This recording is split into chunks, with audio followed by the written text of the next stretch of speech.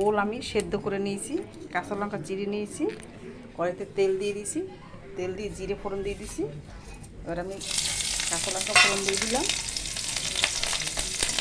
লঙ্কা ফোড়ন দেওয়ার পরে যেটা সেদ্ধ করে রেখেছি এটা দিয়ে দিলাম।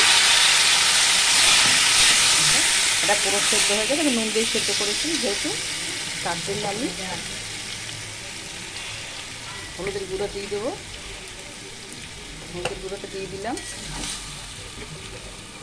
বেশি নাড়বো না, পুরো কী হয়ে যাবে।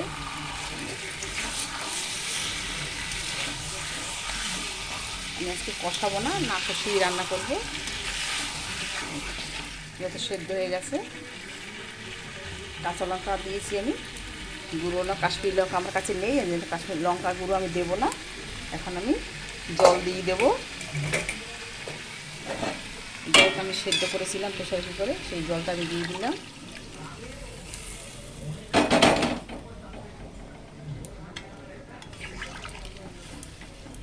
দিয়ে দিলাম। এই দেখো ফুটে উঠেছে। এবার আমি কী দেবো বলো তো? ইলিশ মাছের মাথা আর লেজাটা দিয়ে দেবো। দিয়ে দিলাম ইলিশ মাছের মাথা আর লেজা। আমার হয়ে গেছে। এবার কী দেবো বলো তো? না আবার আগে একটু ইলিশ মাছের তেল দিয়ে দেবো।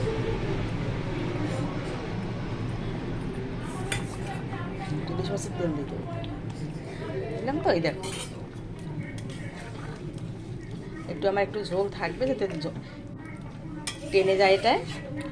মাথাটা আমার ইলিশ মাছ আমার যেমন ছেলে বা খাবে না, আমি গোটা গোটাই দিলাম, ভেঙে দিলাম না।